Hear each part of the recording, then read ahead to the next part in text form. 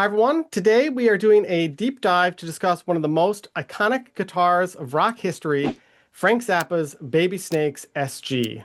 I'm joined today by Aaron Piscopo and Dave Hinson from Heritage Auctions. My name is Jeff Starr, and this is my channel, Not Bad. Gentlemen, thank you for joining me today. You're No welcome. Thank you. problem. Yeah. Thanks for having us. Appreciate it. Yeah. So, for anyone who's unaware, Amit Zappa has decided to sell his father's guitar, and this Baby Snakes SG is going to be auctioned off this November. And I think bidding starts Tuesday, October 14th. Do I have that correct? It'll probably be a little sooner than that, but definitely no later than that. So we should Okay. have the catalog finished the 1st of October, and as soon as that's done, we open it up for bidding. So yeah, the first Okay. week in October, it'll be open All for right. bidding. So everyone get your accounts set up and ready to go. This is a guitar that myself personally I've been sort of obsessed with for years, and so I'm really excited to sort of get this chance to sort of talk about it and dig in here. Obviously, I've watched Frank shred on this guitar a bunch in the Baby Snakes movie, and if anyone hasn't seen that, I would obviously recommend watching it. So anyways, my first question here. Well, after Frank Zappa's wife, Gail, passed away in 2015, an assortment of Frank's guitars were successfully sold at auction. I think pretty notably his Gibson Switchmaster. I think that sold for $64,000. That guitar is pretty collectible just as a general instrument, but of course Zappa owning it adds to that. Is there any sense of how much this guitar might fetch at this auction? Is there any guesses? Well, we're gonna open the bidding at 300,000. So Okay. we're kind of hoping for, half a million range, hopefully get up to some seven figures, but we'll see. I've gotten a lot of phone calls on it. There's lots of interest in it, and just like I don't have to tell you. I mean, Zappa fans are on the level of, or even bigger than Deadheads. So there's a lot of them out there, and this is really special. I think they're gonna get a kick out of this for sure. Yeah, totally. Now, for anyone who would like to obviously learn more about its history, I would recommend this book, Zappa Gear, by Mick Eakers. Yep, you got a copy there. This is an incredible book, and there's not to do a shameless plug, but I have an interview with Mick where we talk about this book and its history and some great stories there. So if anyone wants to check that out, but I'll give a short, very brief history, and you guys tell me if I get anything wrong. Frank Zappa purchased this guitar from Bart Nagel, who was an apprentice luthier, I think, at the time.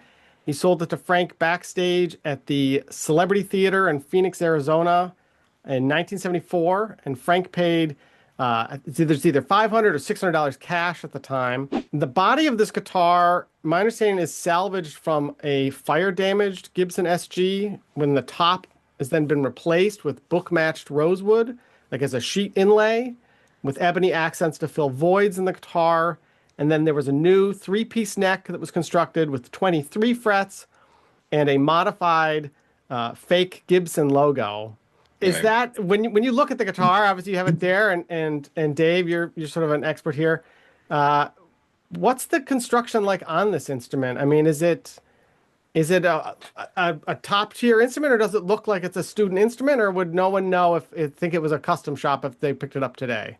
It's not really a custom shop. It's Yeah. it's obviously professionally. It was professional luthier that did Yeah. it, even though he may have been an apprentice.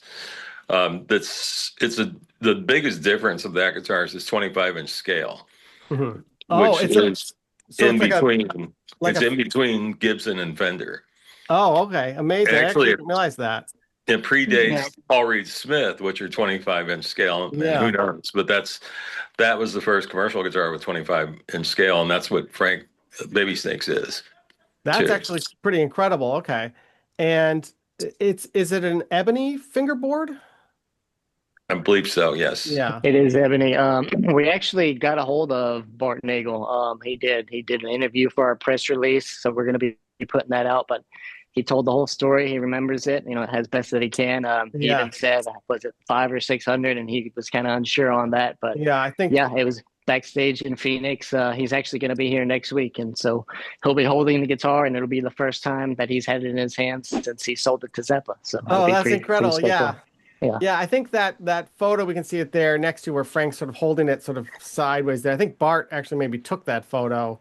He did. He's going to Yeah. be consigning the original print, which is inscribed by Zappa, so that'll be in the Oh, auction as well. that's And then that's he's got an enlarged photo of that's framed. That's a 1 of 1, artist proof from Nagel, obviously. yeah. That'll be in the auction as well. So That's amazing. Yeah. So for anyone who doesn't know, I don't think Mr. Nagel really created many guitars after this, but he went on to become quite a successful portrait photographer, and has a long list of top tier clients, and you can go see photos on his website and so forth. But it's kind of interesting how those worlds cross paths there. it's funny you mentioned that. He's going to be he has another custom guitar that he built. Thinking he's going to put that in the auction, pretty sure. And then he built 2 basses that he sold to his buddy, but I think his buddy has agreed to put them in the auction as well. So we'll have 3 more Bart Nagel custom It's kind of instruments in the amazing. auction. Yeah. Yeah. That's pretty wild. Yeah, I love that. Okay, great. You So can start a band. yeah. Yeah. Now, do not just to go on a tangent here, but do we know why he transitioned out of making guitars, or has he always made guitars but just in small volume that most people aren't aware of? Yeah, I think it was kind of just the little small batches here and just kind of a hobby, if you will, that he was really good at. Yeah. And then the photography thing kind of took off for him. So I don't know what his most recent build is. I'll talk with him next week and that, but he said he's got the one, and it's kind of crazy looking. It still looks like a solid guitar, but I'm kind of curious to see how it plays kind of compared to this. Yeah, 100%. So totally. And then Dave, a question for you, as sort of our heritage sort of guitar expert here. Is what are the frets on this guitar like? Are they relatively narrow? Are they more tall, jumbo, modern style? Like what's the feel or action on this guitar? It feels a lot like a mid '60s SG to me. Yeah.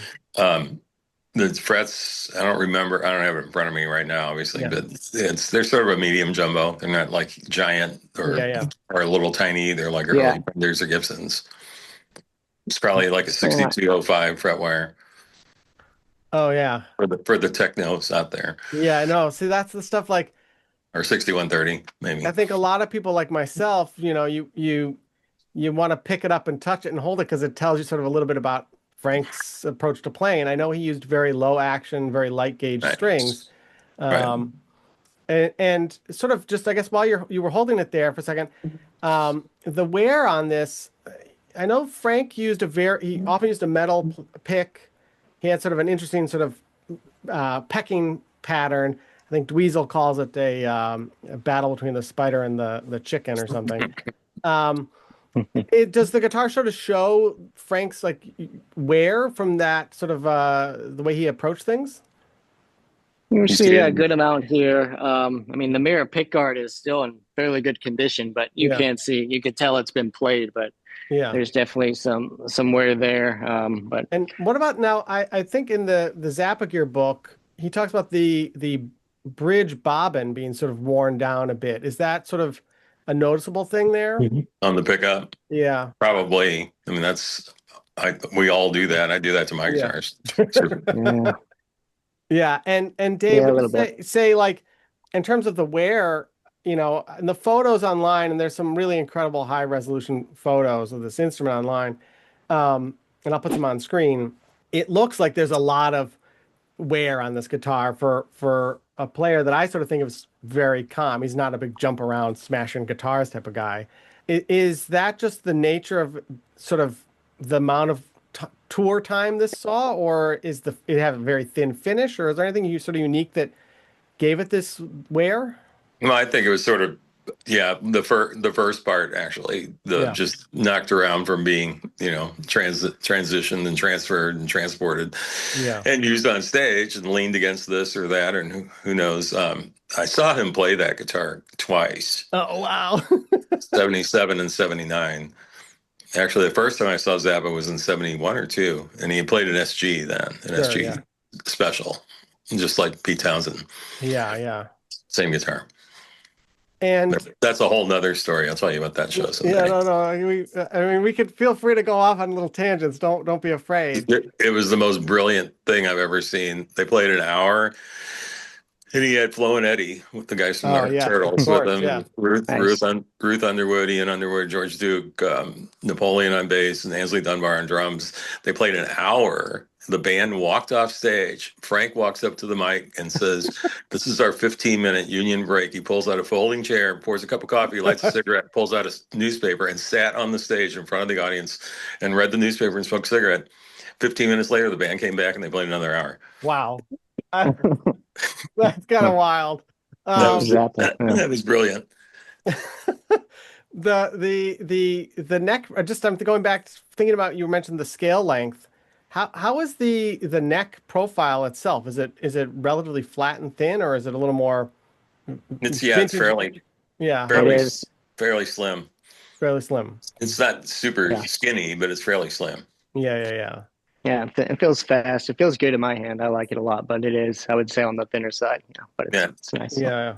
It's a wide nut, but it's a thin front to back. It's basically like an early '60s SG. Got it. When you say a wide nut, are you talking sort of like a the width of the nut? Yeah, no, I mean, sorry. Is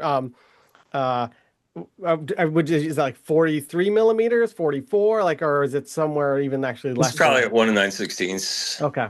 Or could be 1 5/8. Yeah. It's not a real wide nut though. Yeah, I'm just sort of, which would be 1 3/4. Yeah. I'm just trying to guitar companies still measure everything in inches. So yeah, of course. Imperial. So. Yeah. I convert things to millimeters in my little checklist of guitar specs I like, so that I can just quickly see things. But yes, of course, this would be in imperial measurements, certainly from the time it was made as well. Exactly. It looks like in the photos, the strap pin on this guitar had been moved at some point. Is there any sort of understanding of why that would have happened? Is that just to adjust balance, or was there damage at some point? Probably just a matter of feel. Yeah. I mean, we've seen that, there's some Gibsons, actually the Epiphones, solid bodies, a lot of times would have 2 strap buttons, one on the horn and one behind the heel. Yeah. So it's a matter of finding where it fits and sits comfortably, is my guess. And in terms of overall weight of the instrument, how does this, do we know what it weighs or how it compares to sort of other? Do we weigh that yet? SG? Yeah, I got it on the website. Should have had it here. No, I can look it up real quick while y'all talk. No, it's fine. I'm just sort of curious. I was thinking about super heavy. It's not okay. It's light. And the reason I was asking is because with the strap pins being moved, I wasn't sure, and we'll talk about the electronics maybe in a second here, how much those modifications maybe sort of threw off the balance of the instrument, if at all. Can we talk about these electronics? Because I feel like this is obviously a modification that was done to the instrument after Frank purchased it from Bart Nagel. I think Rex Bogue did those modifications. And can we sort of walk through what's going on there? Because my understanding that there's quite a bit going on here, and I'm very curious how it all fits in that little tiny cavity on the back, because it doesn't look like it was expanded. Well, there's a series and parallel wiring and split coil, and then there's the Dan Armstrong high pass filter. Yeah, the green ringer that's in there, right? Is that sorry, just for that green ringer? Does that look like it's just a stock green ringer circuit board pulled out of that little square enclosure and shoved in there? Probably, yeah. Yeah. Okay. Be my guess, yeah. Yeah. And then, is there a preamp in this guitar as well? It's got a preamp. It does. Oh, it does, yeah. And does it just run off a single 9-volt? No, it's just 2 9-volts. Oh, okay, just 2 9-volts in there. So. Okay. 2 9-volts. And it doesn't really fit right in there since it's so modified in there that it's a little cavity cover doesn't really,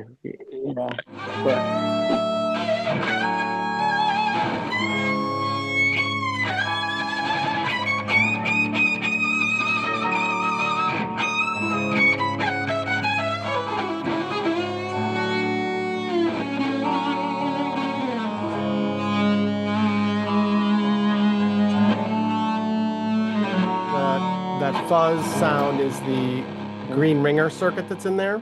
I think so, yeah. Yeah. Dave, you said that there's pickup splitting. So is that It's coil truly? split. It's a Yeah. yeah, all right. So that's what I was going to ask. Is it's actually splitting the coils? It's not like a tap or anything that's reducing winds. Is it actually just going to single coil? So it's splitting the coils to Okay. single, and I think it also goes series parallel Right. too, Okay. which is funny. This guitar, in a lot of ways, is sort of the predecessor of the Paul Reed Smith, which came out in the '80s. Right. Paul, or 80, 81 is when Paul started doing that, which has basically similar wiring as that, with the Yeah. coil Sure. Right. splitting and the 25-inch scale. I mean, there's a lot of like similar. I was like, whoa, okay, Yeah. this is Right. cool. And it's interesting, and and learning about the scale is very interesting because like that really does change the way that instrument feels. And obviously, um, Frank played, is also known for playing Strats, so this really does fall in between that sort of Gibson and Fender sort of Right. Well, like scale I say, length. when I saw him, he was playing SG, which is Yeah, 24 and three-quarter scale. yeah, yeah. So it's just a quarter inch longer, but a half inch shorter than a Fender. Right. And then, Aaron, quick question for you: is there a green LED on the guitar to indicate if something's activated? There is. Yeah, I could see it, but Yeah. yeah, it's Got it. there's a LED light in there, on off switch. And is that activating when the green ringer circuit turns on, that sort of octave fuzz? I would That's think essentially on off for the whole guitar. So Oh. it's a kill there's switch for the whole there's a thing. kill Yeah. switch on it. Yeah. It's a Oh, kill interesting. switch. Yeah. And then these activate the other things. Got built-in fuzz. It's crazy. It's fun. I mean, you could spend a whole day trying to figure this thing out and still have questions. But Right. Yeah. you know that it's fun and sounds cool. Yeah, I know that when Amit Zappa had Tim Pierce on his radio show Rock Tales, I think about a year ago. Tim Pierce was playing this guitar, but he couldn't figure out all the switching. He couldn't get the green ringer off. But Aaron, I mean, you have it right there in front of you, and Dave, I'm sure you've gone over the instrument. That green ringer does turn off. Yes. Yeah, there's a way to turn it off. I don't remember how it is. But Yeah, I got it. Don't know. I need to go back over that guitar. No, Okay. yeah, 100% turns on and off. This is incredible. Now, do we know, obviously the pickups have been replaced. Do we know what type of pickups those are, or does it almost not matter? It doesn't really matter, but I think they're DiMarzios, it looks like. Yeah. And And who then, knows what it's had. right. Yeah, I know, like it probably originally came with humbuckers, but those are long gone, and it's been modified to this. Right. Yeah. Well, they're all humbuckers, but I mean, what brand they were? Yeah. Yeah. is- Sorry. I who knows? misspoke. Correct. No, that's right. I meant when Bart gave it to him, I think it just probably had standard Gibson, whatever they had at the time. Right. Yeah. Or maybe DiMarzio. I mean, DiMarzios were highly popular in the 70s.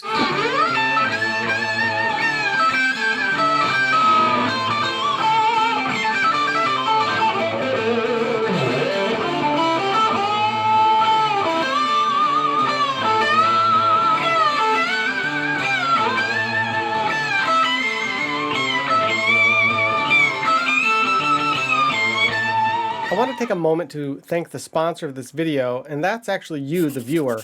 Brands are not necessarily going out of their way to sponsor video content like this, so if you do like videos like this and enjoy these interviews, the best thing you can really do is click that like button, click subscribe, and that tells the YouTube algorithm to promote this more, and that helps it get more attention, and that helps me just to make more videos like this. As you can probably tell, I am coming from a place of loving guitars and loving guitar effects, and that actually developed into something that I wouldn't have imagined when I started this channel 19 years ago, which is I actually now make my own guitar effect and my own guitar pedal. This is called the Ruthie, and these are a series of guitar preamp fuzzes or fuzz preamps. I don't know how you want to call it.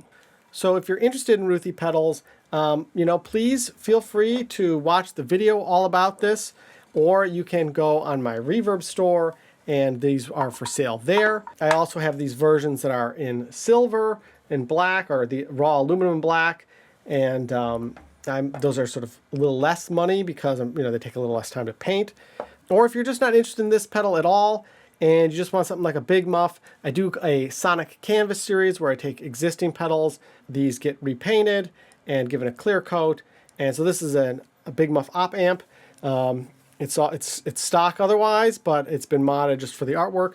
And if none of that interests you and you want to support, I have a Patreon where there are some behind the scenes extra interview clips from, let's say, Moon Unit Zappa. I do giveaways. I've given away some guitar cables recently. And then whenever I'm talking about a book, like the Zappa gear book, if you love Frank Zappa's gear, get this book. And there's an Amazon affiliate link in the description. And that doesn't cost you anything extra to buy through that Amazon link, but I do get a small referral fee, and that helps to just pay for hard drives and the costs of running this, of doing this. So, okay, that's enough of me rambling. Sorry for the length of that. Let's get back to the interview. Now, Dave, just out of curiosity, like, how long have you been in this world of guitars? You have your own shop there, and so what's your sort of pedigree here in a short few sentences?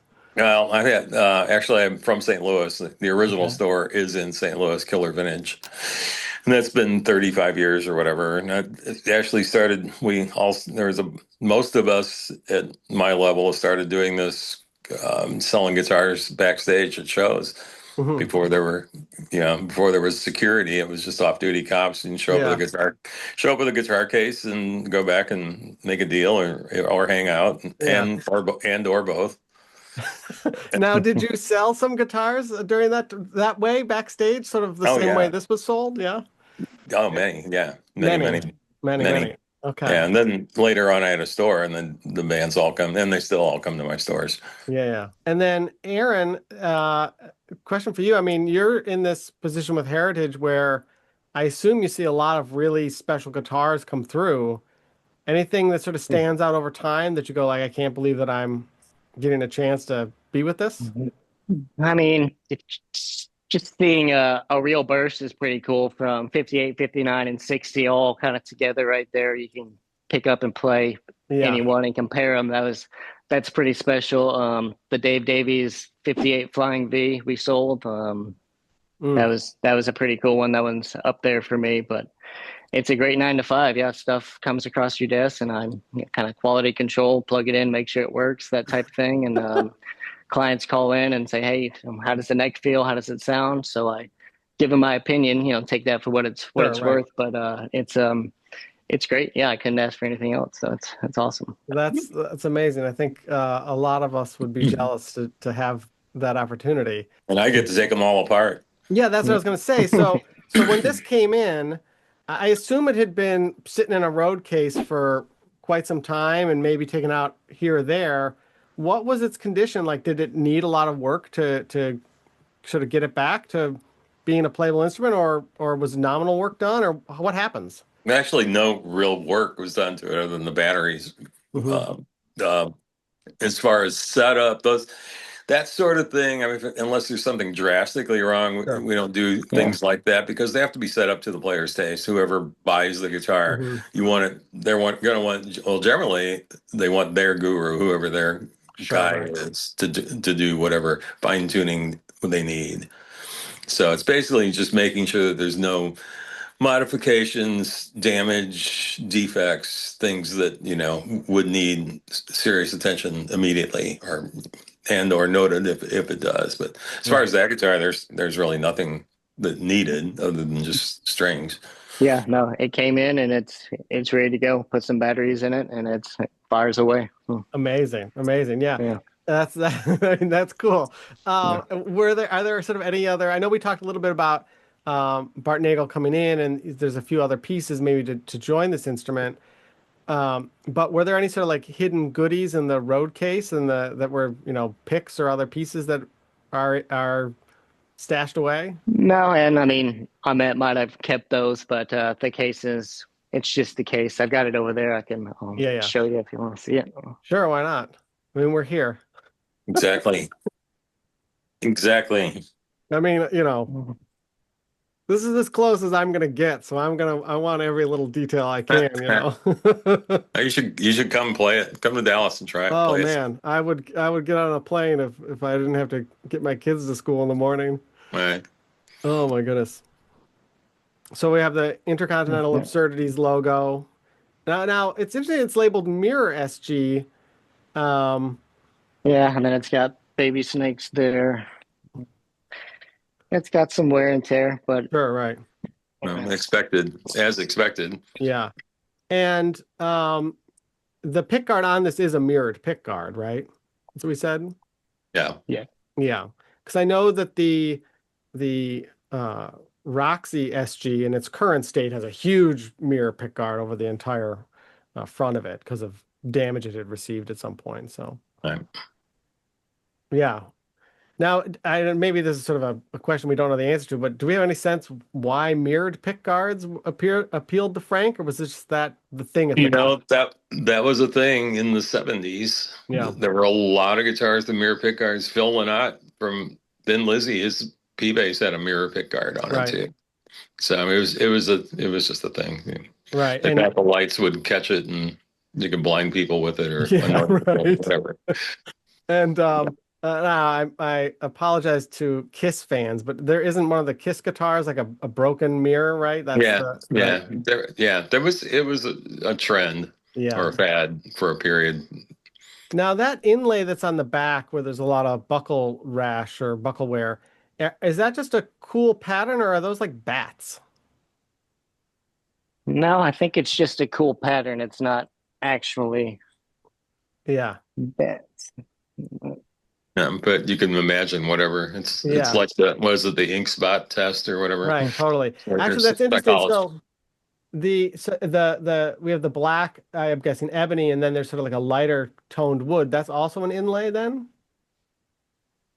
It's just when they refer to like matchbooks, they just kind of find, materials and plug it, Yeah, totally.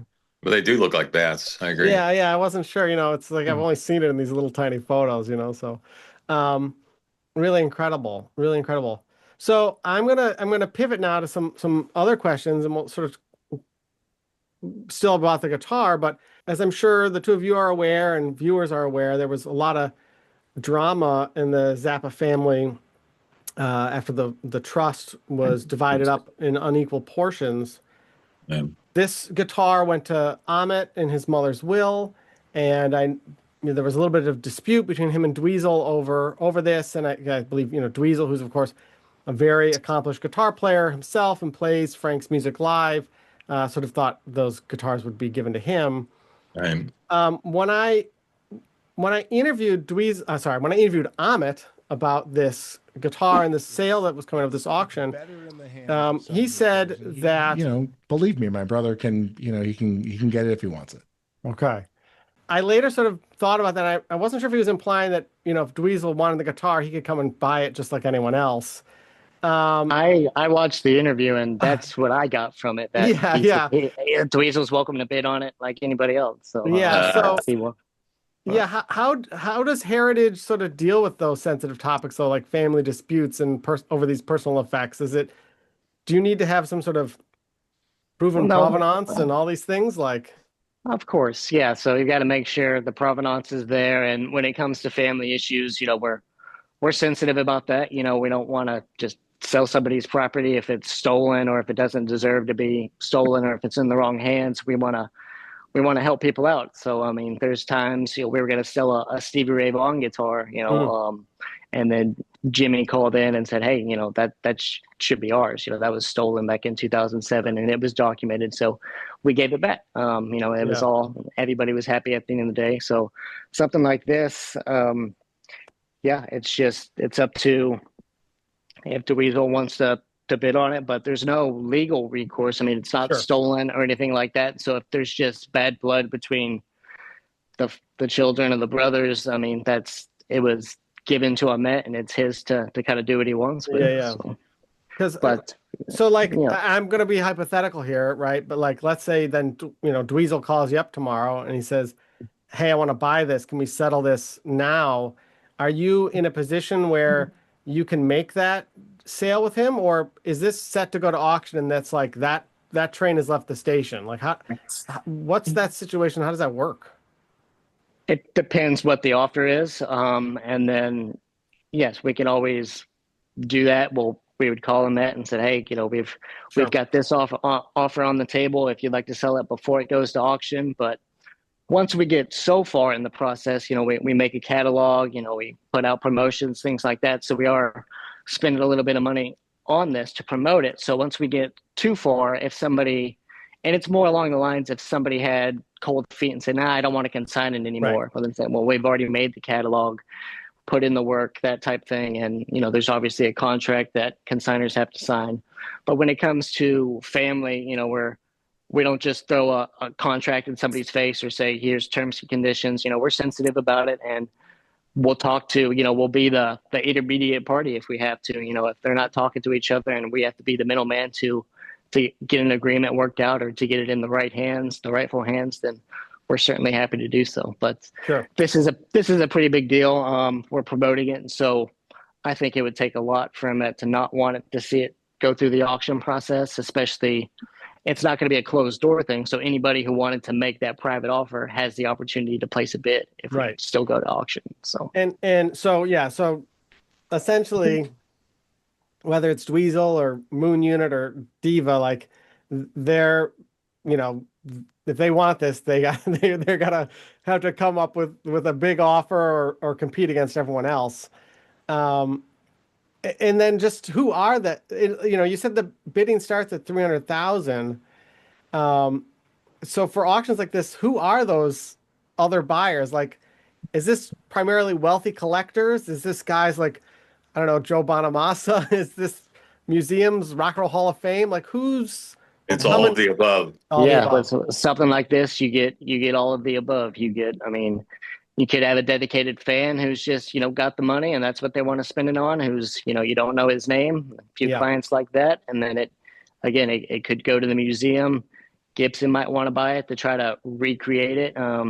Slash's guitar wasn't real, but they rebuilt that thing. So it could be something for something like that. Who knows? And then unfortunately, Jim Irsay passed away, but he would definitely, I think, been a player on this, but somebody's got to fill those shoes. So in determining value for something like this is obviously a really tricky point. How does that sort of starting bid value get determined, or that estimated worth? What drives that? Obviously, people bidding is going to drive up that price, but how do you sort of determine that starting price point? Well, you sort of, if you can't find comps, which we usually do for regular stuff, I write the Vintage Guitar Price Guide. I'm also the editors of the Blue Book of Guitars as well. Okay. All right. So we use that. Basically, it's to come up with an estimate, and the opening bid is half of that. Now, something like this guitar, it's probably $1 million guitar, but you can't really start there. So you sort of have to scale it back to like, okay, let's say the worst case scenario, 600 grand. So you open it at 3. It's basically how that sort of comes up. Got it. On especially celebrity stuff, which is very volatile and unpredictable as far as what the final number is going to be. You can't foresee that. Well, I can't. If I did, I'd have won the lottery by now. I'm just sort of thinking about this world, right? And when I did an interview with Ken Haas, who's the CEO of Reverend Guitars, and at the time, one of the things we talked about is how COVID really caused this huge surge in demand for retail guitar sales. It was the greatest thing ever. That market now has started to sort of overcorrect and contract. It is. How does that sort of play into things like this high-end auction market? What changes impact value of instruments over time and impact that pricing? Is it artist popularity, instrument rarity? Is it driven a lot by nostalgia, or is it sort of all those factors? It is. It's in these sort of things, especially something this iconic, and that's always like go find another one. You won't. Yeah, there's only one. They're sort of impervious to any sort of detracting factors that normal retail would experience, in my opinion. Which normal retail. Agreed.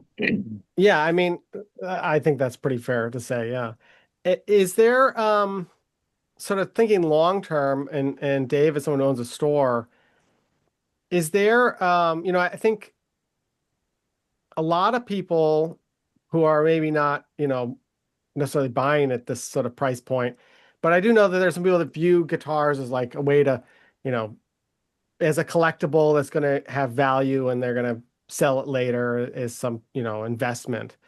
But is, things like what will eventually be a declining, I guess, baby boomer population and maybe a flood of instruments into the market as grandmas and grandpas pass away. Yeah.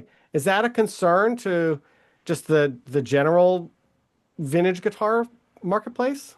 People have been saying that for over a decade now, even longer, and we haven't seen that happen. I mean, these are sort of, especially electric guitars from the 50s and 60s, as a friend of mine used to call it, anything pre-Nixon before 68 as far as vintage guitars. Yeah. Literally everything changed in 68. Not that Nixon did it, but a lot of stuff happened. The polyurethane finish, the plastic wire, blah, blah, blah. It was the perfect melding of men and machines. It may never happen again. So I think in the long term, some of the lower end or sort of marginally collectible stuff, but the true blue chip guitars like this, no, that's not gonna change. And you can't, and I tell my clients, you can't look at this as an investment, although it's proven to be an investment for the last 75 years. Since the 50s, electric American-made guitars, both acoustic and electrics, have increased in value, basically slightly ahead of real estate. Now that there are, websites like Reverb, and that are obviously, you can kind of look up the selling price of anything these days, musical instrument-wise, guitar-wise.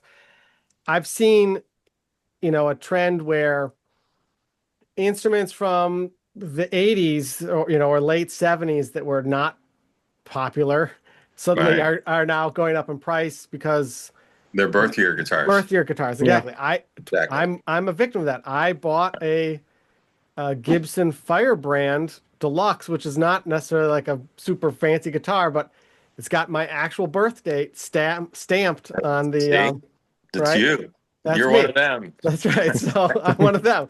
But I was sort of wondering, like, we see that all the time. Yeah.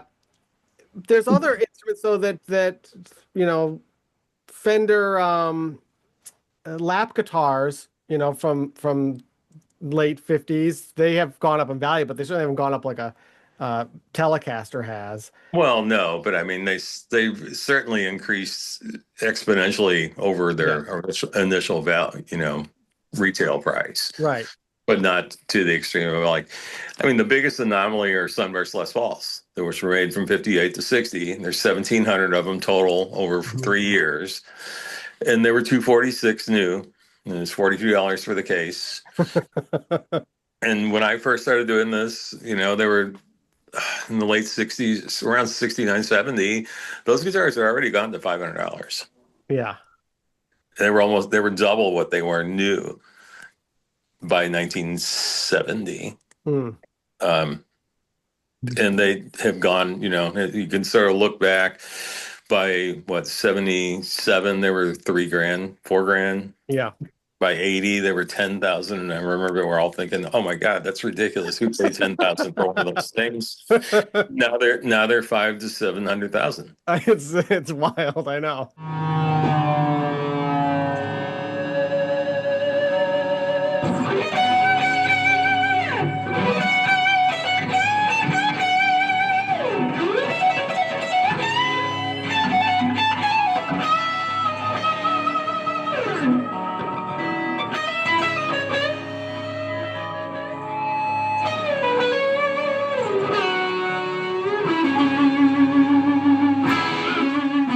Paul Reed Smith in an interview recently was talking about he had purchased a vintage guitar.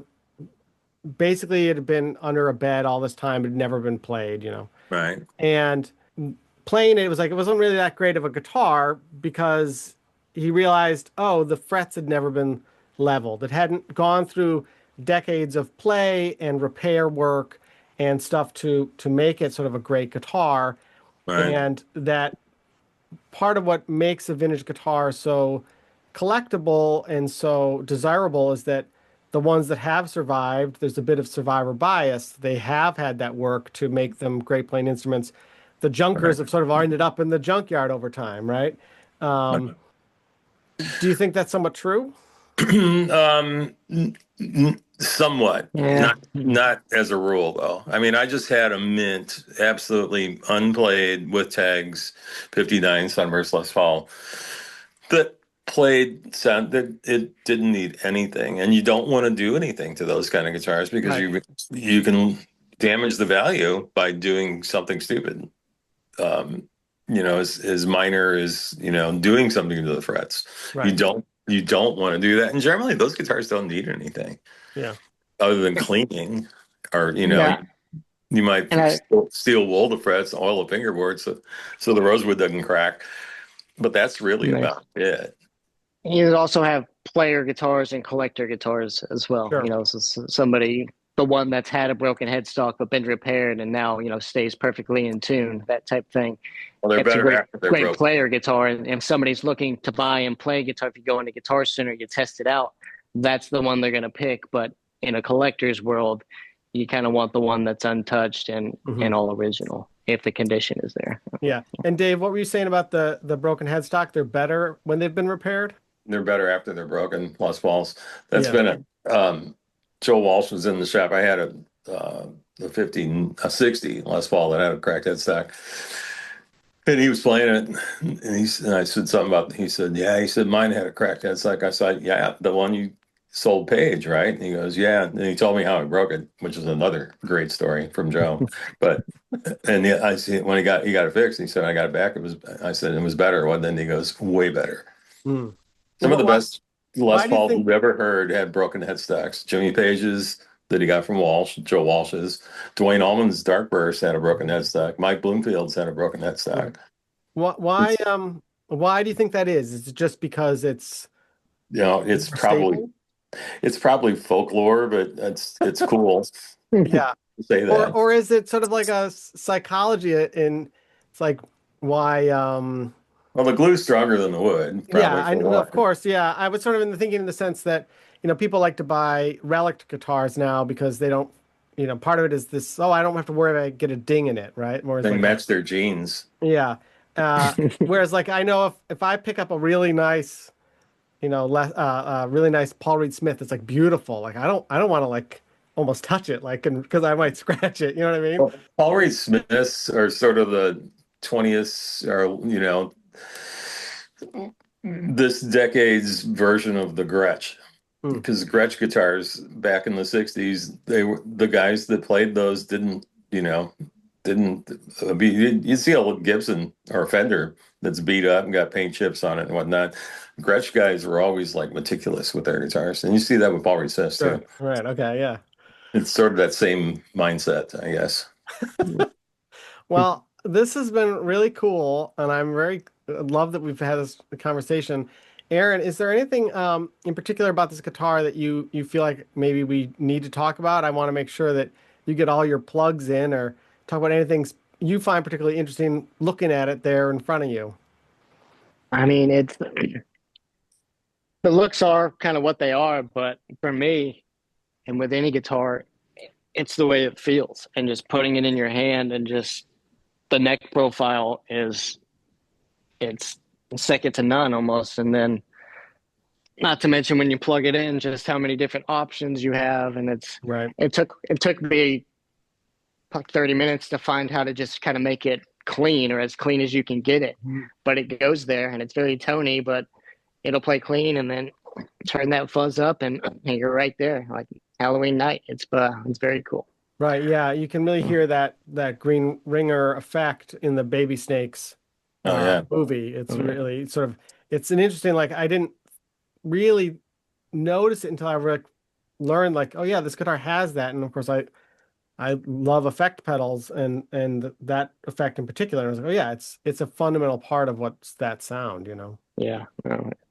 Now I did have sort of a fun question, which is sort of related to something that viewers or myself, we can see it, and we can't really touch it, but we can sort of see it at least.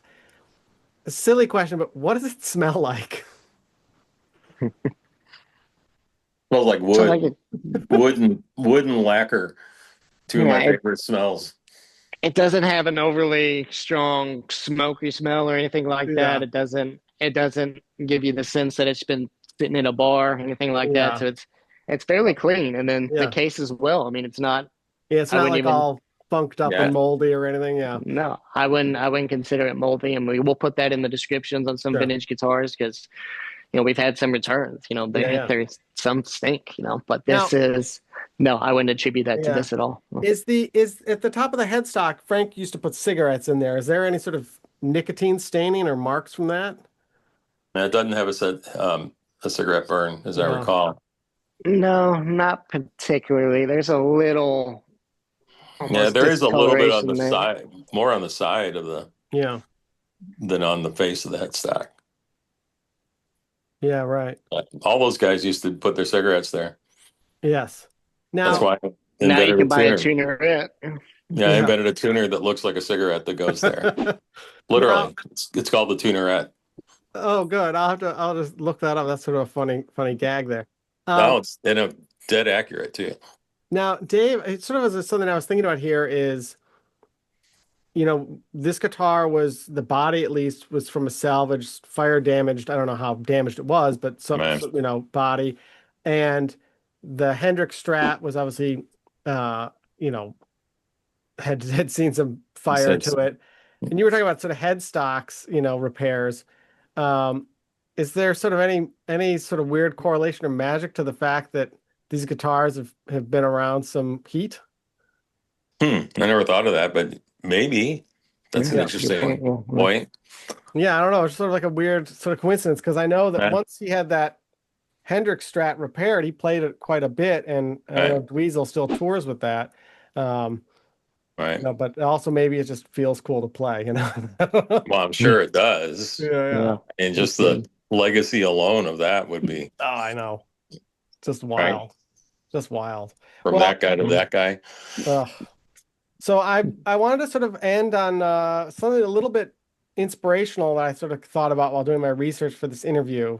So I don't know, bear with me while I wax poetic for a second here, but I was thinking about this, that Bart Nagel was this young apprentice luthier when he built this guitar, and he later went on to become this very well-respected photographer. But this is this like piece of art he made out of this fire-damaged wood that could have ended up in the trash, and now it's being auctioned off. It's going to go for a ton of money, and people are going to be fighting over who gets to bring this home. And I realized in a way it's famous not because Zappa played it. I mean, that certainly plays a part of it, but it's ultimately famous because Bart created this really good instrument that Frank said, "Oh, I want to play this." Like if he hadn't liked it, it wouldn't have been played, right? And Frank played it for years. It's not just something he played for a couple shows, then it went in a pile. So I just wanted to encourage everyone out there who's watching this to take some time to get off the internet and go make something and go make some sort of art and make the best thing you can, because you never know what it might become down the road. And I just want to give you that sort of positive encouragement to anyone who's thinking, I want to do something, but I don't know what to do. So just do something. Do it. Play it. Advice. Yeah. All right. So Aaron and Dave, thank you very much for joining me today. You bet. And thank you. To anyone who's looking to bid on this instrument, I will have links in the description, and I would say make sure you got quite the checkbook, because I suspect this is going to really go for a lot. All right, I guess that's it for me. So I will wave goodbye for now. Thank you, guys. Appreciate it. Right, hey, Jeff, nice meeting you. Stay in touch. Nice meeting you too. Yes. Feel free to call me if you have any questions. All right, I will. All right. Cool. I have lots of stories. All right. Well, maybe we can do a follow-up, just get some stories sometime.